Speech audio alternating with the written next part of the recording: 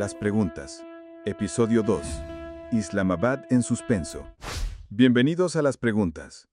En el episodio anterior nos preguntamos por qué Trump destruyó el acuerdo nuclear de 2015 y qué quería realmente Irán en una eventual negociación. Hoy estas preguntas dejan de ser teóricas. Se volvieron concretas, urgentes. Esto es lo que pasó desde entonces. El 8 de abril entró en vigor un alto el fuego entre Estados Unidos, Israel e Irán. El 11 y 12 de abril se celebraron en Islamabad las primeras negociaciones directas en Islamabad. 21 horas de conversaciones que terminaron sin acuerdo. Sin ruptura tampoco. Solo silencio. Desde entonces, el proceso lleva semanas en un punto muerto que nadie se atreve a llamar fracaso, pero que cada día se parece más a uno. Esta misma semana ocurrieron tres cosas que merecen análisis. Trump canceló a último momento el viaje de sus enviados a Pakistán. El canciller iraní, Abbas Araghchi, abandonó Islamabad sin esperar a la delegación estadounidense. Y hoy mismo, este lunes 27 de abril, Araghchi llegó a San Petersburgo para reunirse con Vladimir Putin. 5 preguntas. Empecemos. Primera pregunta. ¿Qué ocurrió realmente en Islamabad el 11 y 12 de abril y por qué no hubo acuerdo? El 8 de abril, Irán y Estados Unidos anunciaron un alto el fuego de 2 semanas basado en una propuesta de 10 puntos presentada por Teherán. Fue Pakistán quien actuó como puente para que Washington aceptara esos principios como base de conversación. 3 días después comenzaron las negociaciones. La delegación iraní, 70 personas encabezadas por el presidente del Parlamento, Mohammad Bakir Kalibaf, junto al canciller Araghchi, el secretario del Consejo de Defensa, el jefe del Banco Central y varios parlamentarios especializados. Un equipo técnico construido para negociar todos los detalles al mismo tiempo. La delegación estadounidense era aún más grande, 300 personas, encabezadas por el vicepresidente J.D. Vance, el enviado especial Steve Witkoff y Jared Kushner, yerno del presidente Trump. 21 horas de conversaciones. Y se fueron sin acuerdo. ¿Por qué? Desde Teherán el mensaje fue que Irán llegó con buena voluntad, pero con desconfianza justificada. El presidente del Parlamento iraní recordó públicamente que Washington tiene un historial de traiciones a la diplomacia, que Irán no firmará nada sin garantías estructurales de cumplimiento. Desde Washington, los enviados estadounidenses exigieron que Irán destruya sus 3 principales instalaciones nucleares, Fordow, Natanz e Isfahán, y que entregue todo su uranio enriquecido a Estados Unidos. Una demanda que equivale en la práctica a pedirle a Irán una rendición unilateral. Irán rechazó esa propuesta. Segunda pregunta. ¿Por qué Trump canceló el viaje a Islamabad y qué dice eso sobre su estrategia? El viernes 24 de abril, la portavoz de la Casa Blanca anunció que Steve Witkoff y Jared Kushner viajarían al día siguiente a Islamabad. Las delegaciones habían sido confirmadas, los vuelos preparados, todo listo. El sábado 25 de abril, Trump canceló el viaje. Su declaración fue esta: tenemos todas las cartas. Si quieren hablar, pueden venir a vernos o llamarnos. Ya saben que hay un teléfono. El domingo por la noche en Fox News, Trump fue más explícito. No siento ninguna prisa. El tiempo juega a favor de Washington. Trump está usando el tiempo como herramienta de presión geopolítica. Su cálculo: Irán está bajo un bloqueo naval estadounidense que continúa operativo incluso durante el alto el fuego. El Comando Central de Estados Unidos reportó que 9 buques fueron rechazados solo en los días previos. Cada semana sin acuerdo es una semana más de presión económica sobre Teherán. Para Trump, no negociar también es una forma de negociar. Es una apuesta a que Irán cederá más si el reloj sigue corriendo. Pero hay un problema con ese cálculo. La semana pasada, Araghchi abandonó Islamabad sin esperar a la delegación estadounidense. No fue un gesto de debilidad iraní, fue lo contrario. Irán diciéndole a Trump que si tú no tienes prisa, nosotros tampoco. Irán también puede jugar con el tiempo. Tiene el estrecho de Hormuz, sus reservas de uranio, y ahora una visita a Moscú que envía un mensaje sobre qué opciones tiene Teherán si la negociación fracasa. La pregunta real: ¿es la actitud de Trump una táctica deliberada de negociación o es una señal de que en Washington no hay consenso real sobre qué acuerdo aceptar? Porque una cosa es tener paciencia estratégica. Otra muy distinta es no saber lo que quieres. Tercera pregunta: ¿puede el proceso de Islamabad sobrevivir sin una segunda ronda de negociaciones? Pakistán está haciendo algo importante en silencio. El papel de Islamabad ha evolucionado. Pakistán no solo entregó la propuesta de 15 puntos de Washington a Teherán en marzo, no solo fue el escenario de las primeras conversaciones directas. Pakistán está construyendo un marco que sus diplomáticos llaman el proceso de Islamabad, diseñado para que el canal sea más resistente que cualquier giro individual de los líderes. Cuando Trump canceló el viaje de Witkoff y Kushner, Pakistán no declaró que las negociaciones habían fracasado. El portavoz del Ministerio de Relaciones Exteriores pakistaní dijo simplemente: no hubo ruptura, tampoco hubo avance. Islamabad permanece en contacto con ambas partes. Cuando Araghchi llegó a Islamabad esta semana, se reunió con el primer ministro Sharif y también con el jefe de las Fuerzas Armadas pakistaníes, el general Munir. Eso es significativo. Hay analistas que señalan que Pakistán opera en dos pistas: el canal civil, donde Sharif tranquiliza a los socios del Golfo, y el canal militar, donde el general Munir negocia los puntos sustantivos entre Irán y Washington. Y el embajador iraní en Islamabad confirmó públicamente: Irán solo negociará en Pakistán, no en Ginebra, no en Viena ni en Washington. Las palabras exactas: conduciremos las conversaciones en Pakistán y en ningún otro lugar porque confiamos en Pakistán.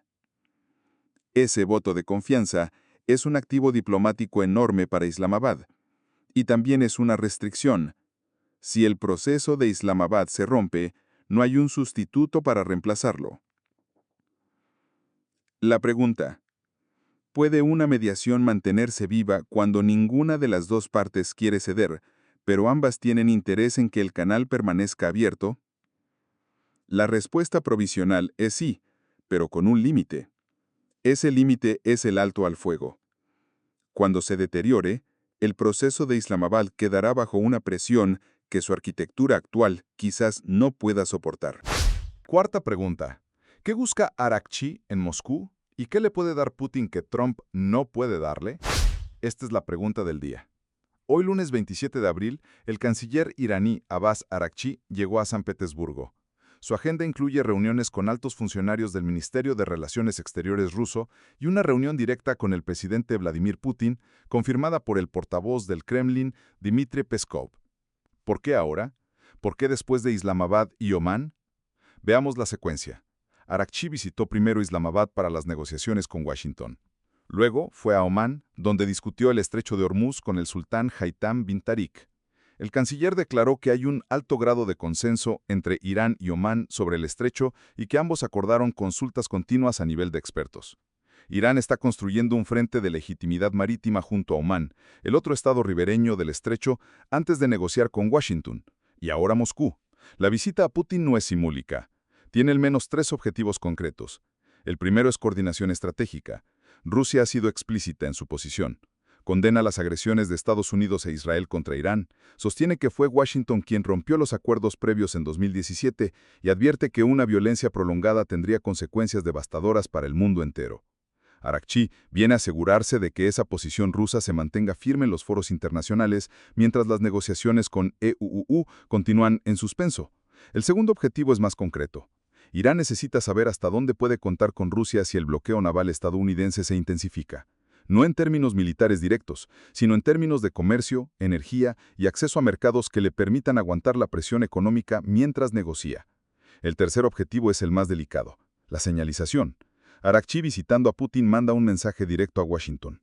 Ese mensaje es: Irán no está negociando desde el aislamiento, tiene opciones, tiene aliados. Si la negociación fracasa, habrá consecuencias para el orden energético global que involucran a Rusia y a China. Hay también revelaciones recientes sobre colaboración rusa y china en las operaciones militares iraníes durante el conflicto. Si esa colaboración existe a nivel operacional, la visita a Putin adquiere una dimensión completamente diferente. La pregunta que debemos hacernos: ¿está Arakchi en Moscú para conseguir respaldo político, alivio económico o para conseguir algo que los mediadores de Islamabad no pueden ofrecerle? ¿La certeza de que Irán no está solo si el proceso de paz fracasa? Probablemente las tres cosas al mismo tiempo. Y eso debería preocupar a Washington más de lo que sus declaraciones públicas sugieren. ¿Existe algún escenario realista, de acuerdo, o este proceso está condenado a estancarse indefinidamente? Esta es la pregunta más difícil. Y la más necesaria. Miremos los hechos sin filtro diplomático. Lo que Washington exige en su versión máxima: que Irán destruya Fordow, Natanz e Isfahán y entregue todo su uranio enriquecido a Estados Unidos. Eso equivale a un desarme nuclear unilateral total. No es un acuerdo. Es una capitulación. Lo que Irán exige en su versión máxima: levantamiento de todas las sanciones, retiro militar estadounidense de la región, control soberano del estrecho de Hormuz, cese de la guerra en todos los frentes incluyendo Líbano y una indemnización por los daños del conflicto. Tampoco es un acuerdo. Es una capitulación de la otra parte. Las posiciones públicas de ambos lados son incompatibles en sus versiones máximas. Pero los procesos de negociación no funcionan con posiciones públicas, funcionan con posiciones privadas. Y hay señales de que las posiciones privadas son algo distintas. Irán, en las negociaciones de Islamabad, no exigió el retiro militar inmediato como precondición. Lo que pidió fue que el enriquecimiento de uranio no sea eliminado, sino regulado. Eso es diferente de las declaraciones de máxima presión que Trump hace en televisión. El proceso de Islamabad sobrevivió una primera ronda fallida. El alto al fuego se prorrogó unilateralmente por parte de Estados Unidos de manera indefinida, lo cual es, en términos diplomáticos, una señal de que Washington tampoco quiere la guerra. Al menos, no todavía. Entonces, ¿existe un acuerdo posible? Sí, pero tiene una forma muy específica. Una moratoria de enriquecimiento de uranio por un periodo determinado, con supervisión internacional robusta y sin transferencia total del material. Una descongelación parcial y progresiva de activos iraníes. Una fórmula sobre el estrecho de Hormuz que no implique control exclusivo de ninguna parte. Y algún mecanismo de verificación que Irán pueda considerar creíble dada la experiencia de 2018. Ese acuerdo no existe todavía, pero sus ingredientes están sobre la mesa. El problema no es técnico, el problema es político. Trump tiene que poder vendérselo a su base electoral como una victoria. Irán tiene que poder vendérselo al líder supremo Jamenei y a los guardianes de la revolución sin que parezca una rendición. Cierre. 5 preguntas. Y hoy quizás más que en el episodio anterior, ninguna con una respuesta definitiva. Las negociaciones de Islamabad terminaron sin acuerdo pero sin ruptura. Trump canceló el viaje de sus enviados y dijo que no tiene prisa. Arakchi abandonó Islamabad sin esperar a Washington, y hoy está en San Petersburgo con Putin. El alto el fuego se sostiene pero nadie sabe por cuánto tiempo. El proceso de Islamabad está vivo porque ambas partes necesitan que esté vivo, no porque confíen la una en la otra, sino porque la alternativa, volver a la guerra, tiene un costo que ninguno de los dos puede pagar indefinidamente. Y Moscú está recordándole a Washington que Irán tiene aliados, que tiene opciones, y que la geopolítica es más amplia que una negociación bilateral en una sala de Islamabad. Si este proceso tiene futuro, lo sabremos en las próximas 2 o 3 semanas. Si el alto el fuego se deteriora sin que haya una segunda ronda de negociaciones, la ventana diplomática se cerrará, y reabrirla una vez cerrada es mucho más difícil que mantenerla abierta. Las preguntas seguirá el proceso. Comparte este episodio con quien necesite más contexto que titulares. Y si tienes una pregunta para el próximo episodio, escríbela. Esto fue Las Preguntas. Hasta la próxima.